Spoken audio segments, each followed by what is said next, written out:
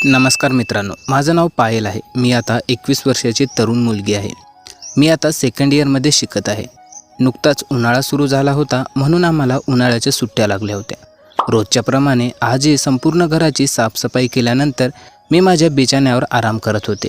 काम करून मी खूप दमले होते। असं वाटत होतं जणू सगळं शरीर दुखायला लागलं। मी बिछाण्यावर पडून आराम करत होते आणि माझ्या हाताने माझं डोकं मालिश करत होते। माझ्या शेजारच्या खोलीत माझा भाऊ राजेश मोबाईलमध्ये गेम खेळत होता, म्हणून मी त्याला आवाज दिला। आवाज ऐकून राजेश रूममध्ये आला आणि म्हणाला, काय झालं ताई? मी म्हटलं, काय भाऊ, आई सगळं काम माझ्यावर सोडून जाते। कॉलेजच्या सुट्ट्या काय सुरू झाल्या, आईने घरातील सगळ्या कामाची जिम्मेदारी माझ्यावर सोडून दिली। माझं बोलणं ऐकून राजेश म्हणाला, ताई तू काळजी नको करूस, मी तुझ्यासाठी दूध घेऊन येतो, ते पिल्यानंतर तुला आराम मिळेल। तेव्हा मी त्याला हसत हो म्हणाले आणि तो रूमच्या बाहेर गेला। थोड्या वेळाने तो दूध घेऊन परत आला। मला त्याच्यावर खूप प्रेम येत होतं। जगात फार कमी भाऊ असतात जे आपल्या बहिणीवर इतकं प्रेम करतात आणि त्यांच्या बहिणीची काळजी घेतात। मला त्याचा खूप लाड येत होता, पण तो माझी काळजी फक्त आणि फक्त माझ्यासोबत त्या सर्व गोष्टी करण्यासाठी करत होता याची मला जराही कल्पना नव्हती। मग मी त्याने आणलेले दूध पिऊ लागले। दूध पिऊन झाल्यावर मी ग्लास बाजूला ठेवला आणि राजेशला म्हणाले, राजेश, माझं शरीर पूर्णपणे थकल्यासारखं वाटत आहे, तू प्लीज आज बाहेरून जेवण आण। राजेश म्हणाला, अगं माझी लाडूबाई, मी तुझ्यासाठी जेवण काय पूर्ण हॉटेलच आणतो। असं म्हणून तो जेवण आणण्यासाठी बाहेर गेला। मी पुन्हा बिछाण्यावर पडले। काही वेळानंतर आईचा आवाज आला। मी घाईघाईने डोळे उघडले तर माझं डोकं फारच दुखत होतं। मी घड्याळीकडे बघितलं तर रात्रीचे 9 वाजले होते। मला धक्का बसला, कारण बाबाही ऑफिसवरून घरी आले होते। थकावटमुळे वेळ कसा निघून गेला मला काही कळलंच नाही। मी उठून 2 पावलं टाकले असताच मला चक्कर आली आणि डोळ्यासमोर संपूर्ण अंधार पसरला। जर मी भीतीला धरले नसते तर नक्कीच पडले असते। मी फ्रेश होऊन बाहेर आले तर जेवणाच्या टेबलावर सगळे माझीच वाट पाहत होते। मी शांतपणे खुर्चीवर बसले।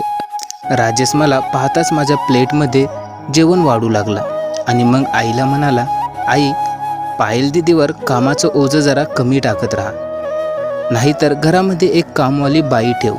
ही बिचारी दिवसभर काम करून खूप थकते, बघ ना, हिचा रंगही पिवळा पडला आहे। माझी तब्येत खरंच खूप खराब झाली होती। मला खूप थकवा जाणवत होता। माझी आई आणि बाबा दोघेही नोकरी करतात, कारण फक्त बाबाच्या नोकरीवर घर चालवणं कठीण आहे। त्यात आमच्या शिक्षणाचाही खर्च काही कमी नाही। त्यामुळे माझी आईही त्याच कंपनीमध्ये नोकरी करत होती जिथे बाबा करायचे। मी आणि राजेश कॉलेजला जायचो, पण उन्हाळा असल्यामुळे आम्हाला सुट्ट्या होत्या, म्हणून आम्ही घरीच राहत होतो। गेल्या काही दिवसापासून राजेश खूप बदलला होता। कॉलेजला सुट्ट्या लागल्यापासून तो माझी खूपच काळजी घेत होता। मी घरातील कोणतेही काम करत असले की तो येऊन माझी मदत करत असे। मी दमले की माझे डोकं दाबून देत असे। मी त्याला नकार देत होते, पण तो म्हणायचा, तू काम करून खूप थकत आहे, आता तुझी सर्व प्रकारची काळजी मीच घेणार आहे। मी शांतपणे झोपून राहायची। एके दिवशी मी माझ्या रूममध्ये झोपून होते आणि राजेश येऊन माझ्यासोबत असं काय करेल याची मला जराही कल्पना नव्हती। मी माझ्या खोलीत झोपले होते। मध्यरात्री मला जाणवलं की कुणीतरी माझ्या खोलीत आला आहे आणि तो हळूहळू माझ्या पलंगावर येत आहे। जरी मी झोपत असले तरी हे सर्व मला जाणवत होतं। मी घाबरून डोळे उघडले। खोलीत सर्वीकडे अंधार पसरला होता। मी उठून पाहिलं, पण आत कुणीच नव्हतं। दरवाजा मात्र थोडा उघडा होता। मी नेहमी झोपण्याआधी दरवाजा बंद करून झोपत होते, पण तो अचानक कसा उघडू शकतो हे मला काही कळत नव्हतं। मी थकलेल्या डोळ्याने उठले, दरवाजा बंद केला आणि परत झोपली। माझे डोळे बंद होताच मला पुन्हा कुणाच्या तरी पायाचा आवाज येत होता। असं वाटत होतं जणू कुणीतरी येऊन माझ्या पलंगावर बसून आहे आणि माझ्या छातीवरून हात फिरवत आहे। पण जेव्हा मी वळून पाहिलं तेव्हा कुणीच नव्हतं। मला घाबरल्यासारखं वाटू लागलं। मी उठून खोलीची लाईट ऑन केली आणि दरवाजा उघडून पाहिला, पण तिथे कोणीच नव्हतं। माझ्यासोबत हे सर्व काय होत आहे हे मला देखील कळतच नव्हतं। तेवढ्यात मला तहान लागली, म्हणून मी किचनकडे जात होते। त्यावेळी राजेश आपल्या खोलीतून बाहेर आला। त्याने मला पाहून विचारलं, काय झालं ताई, तू अजून जागी आहेस? मी म्हटलं, काही नाही रे भाऊ, मला असं वाटत आहे की माझ्या खोलीत कुणीतरी आहे। त्यावर तो म्हणाला, अगं ताई, तुला कामाच्या थकावटीमुळे असं वाटत असेल, तुला घाबरायची गरज नाही। तुला भीती वाटत असेल तर मी इथे तुझ्याजवळ झोपतो। मी त्याला नकार दिला आणि म्हणाले, माझ्यासाठी तू तुझी झोप खराब करू नकोस, तू तुझ्या खोलीत जाऊन झोप जा। पण तो म्हणाला, ताई, मी तुला एकटं नाही सोडू शकणार.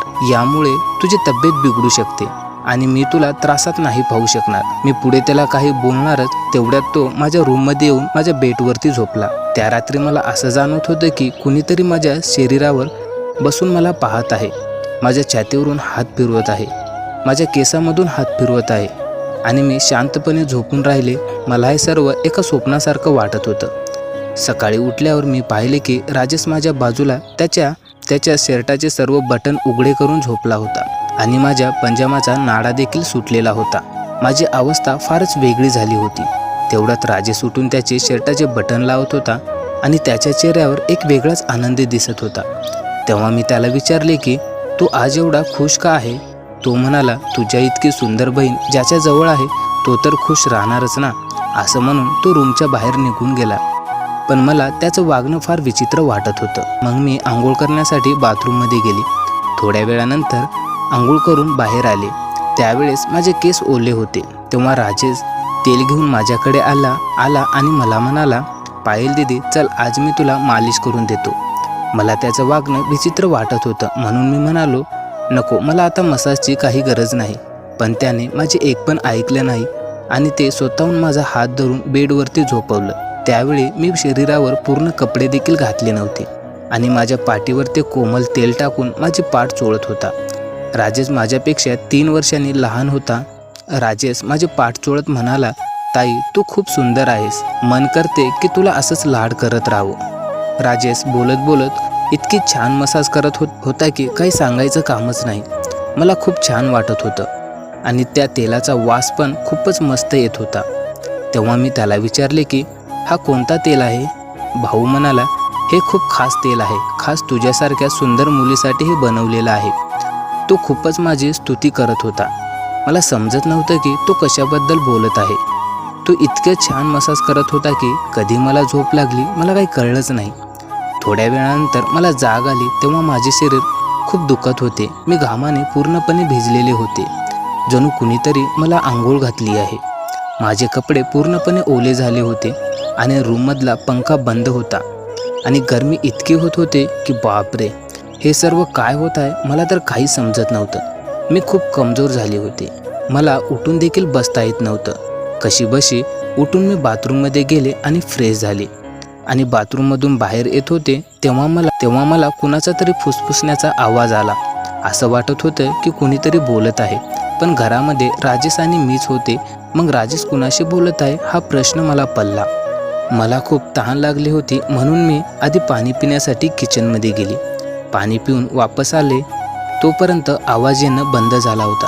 मी किचनच्या दरवाजापाशी उभे होते तेव्हा राजेश बेडरूममधून बाहेर आला आणि त्याच्या हातात खूप सारे पैसे होते आणि तो खूपच खुश दिसत होता. त्याची नजर माझ्यावर पडताच तो घाबरत मला म्हणाला, पायल दीदी, तू इतक्या लवकर उठलीस? मी चालत त्याच्या जवळ गेले तेव्हा तो घाबरत ते पैसे त्याच्या पॅन्टच्या खिशात टाकत होता. मी त्याला म्हणाले, हे पैसे तुझ्याकडे कुठून आले? राजेश घाबरत म्हणाला, ताई, प्लीज पप्पांना नको सांगू. मी त्याला मोठ्या आवाजात विचारले, सांग, हे पैसे तुझ्याकडे कुठून आले? तेव्हा तो घाबरत म्हणाला, हे पैसे पप्पाच्या एका मित्राने दिले आहे. पप्पांनी त्यांना कर्जासाठी काही दिवसापूर्वी हे पैसे त्यांना दिले होते. तेच त्यांनी ते परत केले. मी विचार केला की या पैशाचा मी एक फोन नवीन घेऊ शकतो म्हणून मी हे पैसे पप्पांना दिलेच नाही. मी म्हणाले, तुला हे करताना जराशी लाज वाटली नाही का? घरातील परिस्थिती बघ किती वाईट आहे आणि तू मोबाईल घेण्याची मागणी करतोस. तुला हे सर्व लाजिरवाणं नाही वाटत का? नंतर तो खाली मान घालून निघून गेला. मग ते पैसे त्याने रात्री पप्पांना दिले. त्या रात्री ते माझ्याशी काहीच बोलला नाही आणि लवकरच झोपायला गेला. दुसऱ्या दिवशी मी स्वयंपाकघरात काम करत असताना राजेश त्याच्या मित्राला घेऊन घरी आला होता. मी आश्चर्यचकित झाले कारण त्याने त्याच्या मित्रांना थेट बेडरूममध्ये आणलं होतं. त्यावेळी मी ओढणी बाजूला करून भांडी धुत होती. ते हसत हसत आले आणि मी पटकन ओढणी माझ्या खांद्यावर टाकली आणि राजेशला म्हणाले, हे सर्व का आहे? तुला माहीत आहे की आई वडील घरी नाहीत तरीही तू तुझ्या मित्रांना घरी घेऊन आलास? राजेश म्हणाला, हे माझं घर आहे आणि तुला माझी काळजी नाही तर मीही तुझी काळजी का करू? हे माझे खास मित्र आहेत, त्यांच्यासाठी तू चांगलं जेवण तयार कर. मी अस्ताव्यस्त झाले होते. मला समजत नव्हतं राजेश त्याच्या मित्राला घरी का घेऊन आला आहे. राजेश त्याच्या मित्राला घेऊन माझ्यासोबत असं काय करेल याची मी जराही कल्पना केली नव्हती. मी जेवण बनवत होते तेव्हा राजेश किचनमध्ये येऊन म्हणाला, जेवायलाही तू स्वतःच वाढायला यायचं आहे. त्याचं वागणं मला खूपच विचित्र वाटत होतं. मी जेवण बनवून त्यांना वाढत होते तेव्हा त्याचे मित्र वारंवार मला विचित्र नजरेनं पाहत होते. ते राजेशपेक्षा वयाने थोडे मोठे दिसत होते आणि असं माझ्याकडे बघत होते की जणू ते मला आज खाऊनच टाकतील. मी लगेच माझ्या खोलीत गेले. त्याचे मित्र गेल्यावर मी राजेशवर ओरडले की तुझे मित्र मला या घरात पुन्हा दिसता कामा नाही, नाहीतर माझ्या इतकं वाईट काहीच होणार नाही. पण राजेश शांतपणे माझ्या गालाला स्पर्श करत म्हणाला, एवढा राग नको करू ग ताई, ते पुन्हा येणार नाहीत. पण मम्मी पप्पांना तू काही नको सांगू. राजेश कधी माझ्याशी प्रेमाने वागत होता तर कधी चिडचिड करत होता आणि तो माझ्यासोबत इतकं वाईट करेल याची मी जराही कल्पनासुद्धा केली नव्हती. त्या दिवशी सुद्धा मी जेव्हा माझ्या खोलीत आराम करत होते तेव्हा अचानक मला माझ्या कमरेवर कुणाचा तरी हात फिरवताना जाणवले. मी पटकन डोळे उघडले तेव्हा राजेश माझे पाय त्याच्या मांडीवर घेऊन मालिश करत होता. मी त्याला असे करताना नकार दिला, पण तो म्हणाला, मी जे करतोय ते मला करू दे. या घरात मी एकटाच आहे ज्याला तुझी एवढी काळजी आहे. आई वडिलांना तर कामातून वेळच मिळत नाही. खरं तर मी देखील खूप थकले होते म्हणून मी डोळे बंद करून झोपण्याचा प्रयत्न केला. राजेश माझी खूप चांगली मसाज करत होता. त्यामुळे कधी माझा डोळा लागला मला कळलंच नाही. मात्र थोड्या वेळानंतर मला जाग आली. तेव्हा माझे होश उडाले. माझे डोके फार दुखत होते. पलंगाची चादर पूर्णपणे विस्तारित झाली होती. पलंगावर एक शर्ट आणि एक मेल परफ्यूम पडलेला होता. हे सामान कुणाचे आहे हे मला काही समजत नव्हते. माझी तब्येत खराब होत होती आणि मला नीट बोलता पण येत नव्हतं. माझ्या डोक्यात इतका तीव्र वेदना होत होत्या की मी परत बिछाण्यावर झोपले. असे वाटत होते की कुणीतरी मला बेहोशीचे औषध दिले आहे. तेवढ्यात मला कुणाच्या तरी फुसफुसण्याचा आवाज येत होता, पण कोण बोलत आहे हे मी ओळखू शकले नाही. मला फक्त राजेशचा आवाज येत होता आणि असे वाटत होते की तो माझ्या खोलीतच आहे. काही वेळानंतर मला जाग आली तेव्हा संपूर्ण दृश्य माझ्या डोळ्यासमोर फिरू लागले. मी सगळ्यात आधी बेडवर पाहिले. तिथे शर्ट आणि परफ्यूम पडलेला होता, पण आता ते तिथं मला दिसत नव्हता. आज पुन्हा माझी अवस्था खूपच विचित्र होत होती.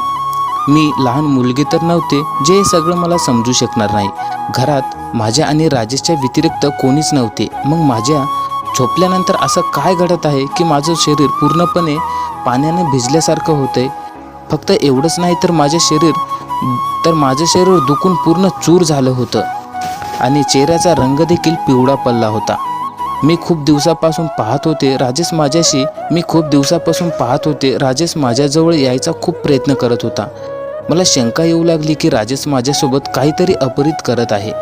पण मी कसेबसे बेडरूममध्ये येऊन सोफ्यावर बसले. डोक्यात अनेक विचार येऊ लागले होते. तब्येत खूपच खराब झाली होती. संध्याकाळी आई ऑफिसवरून घरी आली तेव्हा माझी अवस्था पाहून आई खूपच चिंतित होती. तिने म्हटलं, उद्या ऑफिसमधून मी सुट्टी घेऊन तुला डॉक्टराकडे घेऊन जाईल, जेणेकरून तुला काय होत आहे हे तरी कळेल. त्या रात्री मी वारंवार झोपेतून जागी होत होते आणि नीट झोपही लागत नव्हती. दुसऱ्या दिवशी आई वडील नेहमीप्रमाणे आपल्या कामावर निघून गेले. त्यांना कदाचित माझी काळजीच नव्हती. म्हणून मी एकटीच डॉक्टरांकडे गेले आणि डॉक्टरांनी जे सांगितले ते ऐकून तर माझ्या पायाखालची जमीनच सरकली होती. डॉक्टरांनी सांगितले की मी आता प्रेग्नेंट आहे. मला खूप मोठा धक्का बसला होता. मला तर काहीच समजत नव्हतं की माझ्यासोबत कोण काय करत आहे. राजेश तर माझा भाऊ आहे. पण मग माझ्या लक्षात आले की मी ज्याला सख्खा भाऊ समजत होते पण तो तर माझा सावत्र भाऊ होता. तो माझ्या पप्पाच्या पहिल्या बायकोचा मुलगा होता. मला पूर्णपणे खात्री होती की हे सर्व राजेशच माझ्यासोबत करत आहे. पण आता हे सर्व आई पप्पांना कसं सांगावं या विचाराने मी खूप टेन्शनमध्ये आले होते. दुसऱ्या दिवशी मी गर्भपात करण्याचेच ठरवले. पण गर्भपात केल्यानंतर मला हे कळणार नव्हतं की माझ्यासोबत हे सर्व कोण करत आहे आणि कशामुळे करत आहे. आणि मी हे सर्व आई पप्पांना पण घरी सांगू शकत नव्हते. म्हणून मी ठरवलं की या बाळाची DNA टेस्ट करणार आणि मला पूर्ण खात्री होती की हे बाळ राजेशच असणार आहे. कारण ज्या वेळेस मी झोपेत असायची तेव्हा माझे शरीर पूर्णपणे दुखत होते आणि त्यावेळेस घरामध्ये फक्त राजेश आणि मीच असायचे. म्हणून मी दुसऱ्या दिवशी हॉस्पिटलमध्ये जाऊन DNA टेस्ट केला. 2 दिवसानंतर DNA रिपोर्ट आली आणि ते पाहून तर मला खूप मोठा धक्का बसला. कारण जसं मी समजलं होतं तसं काहीच नव्हतं. बाळ राजेशचं नसून दुसरं कुणाचं तरी होतं. पण कुणाचं होतं हे मला काही समजत नव्हतं. पण इतकं समजलं होतं की मी झोपेत असताना कुणीतरी माझ्यासोबत संबंध बनवत आहे. म्हणून मी त्यांना रंगेहात पकडायचं असं ठरवलं होतं. म्हणून मी माझ्या खोलीत कॅमेरा लावला. एके दिवशी जेव्हा आईवडील घरी नव्हते, राजेश पुन्हा माझ्या खोलीत आला आणि माझे डोके मालिश करू लागला. मी खूप प्रयत्न केला की मला झोप लागू नये, पण ज्या तेलाने राजेश माझी मालिश करत होता त्यामध्ये कदाचित बेहोशीचं औषध मिळवलं होतं आणि जसं ते तेलाचा वास येत होता तसं मला गाढ झोप लागत होती आणि मी झोपी गेली. 3 तासानंतर मला जाग आली. तेव्हा आईवडीलही घरी आले होते. माझं शरीर पूर्ण तसंच दुखत होतं. मी कशीबशी उठून कॅमेऱ्याची रेकॉर्डिंग पाहिली. तेव्हा तर माझ्या पायाखालची जमीन सरकली. मी झोपी गेल्यानंतर राजेश त्याच्या मित्रांना घेऊन माझ्या रूममध्ये आला होता आणि माझ्यासोबत त्या सर्व घाणेरड्या गोष्टी करत होता आणि त्या बदल्यास राजेशला त्याचे ते घाणेरडे मित्र पैसे देत होते. हे पाहून तर मला खूप मोठा धक्क्यावर धक्के बसत होते. मी लगेच माझ्या खोलीतून बाहेर आले आणि राजेशचे कॉलर धरून त्याच्या कानाखाली वाजवली आणि तेव्हा आई पप्पा पण घरी आले होते. पप्पांनी मला एवढ्या रागात आणि रडताना पाहून माझे हात धरले आणि ते मला म्हणाले, तू याला का मारत आहे? तू पागल झाली आहेस का? मी त्यांना रडत ते व्हिडिओ दाखवत म्हणाले, हा पहा नालायक माझ्यासोबत काय करत आहे. तो व्हिडिओ पाहून आई डोकं धरून सोफ्यावर बसली आणि बाबाची तळपायाची मुंगी मस्तकाला गेली होती. तेव्हा पप्पांनी राजेशला पकडून खूप मारलं. त्याच्या तोंडा नाकातून रगत वाहू लागलं. तेव्हा पप्पा म्हणाले की सांग, हे सर्व तू कशासाठी केलास? राजेश रागात म्हणाला, मी कधीच हिला माझी बहीण मानलं नाही. मला पैशाची गरज होती आणि लोक हिच्यासाठी लाखो रुपये देण्यासाठी तयार होते. मला माझ्या गरजा भागवायच्या होत्या, म्हणून मी तिच्यासोबत या सर्व गोष्टी केल्या आहे. मी तिची इज्जत शरीर लोकांना विकत होतो. त्या बदल्यात मला खूप सारे पैसे भेटत होते. पप्पांनी त्यांना इतकं मारलं होतं की तो पूर्णपणे रक्ताने भरलेला होता. पण कसेबसे स्वतःला सोडून राजेश घरातून पळून गेला आणि त्यानंतर ते घरी कधीच परतला नाही. माझ्या पोटातलं बाळ नाजायज होतं म्हणून मी त्याचं ऑपरेशन करून टाकलं. पण राजेशनं माझ्यासोबत जो घाणेरडा खेळ खेळला होता तो मी मरेपर्यंत विसरू शकणार नाही. तर मंडळी, भाऊ तोच असतो जो तुमच्या सख्या नात्याने बनलेला असतो. कोणताही अनोळखी पुरुषावर आपल्या तरुण मुलीचा सांभाळ सोडणं हा खूप मोठा मूर्खपणा आहे. तुम्हा सर्वांना एवढंच सांगू इच्छितो की नेहमी आपल्या मुलींना सांभाळून ठेवा आणि कधीही कोणत्याही अनोळखी पुरुषाच्या भरोशावर त्यांना एकटं सोडू नका. तर कशी वाटली ही कथा मला कमेंटमध्ये नक्की सांगा आणि अशाच कथा पाहण्यासाठी आपल्या चॅनलला सबस्क्राईब करा. बाय.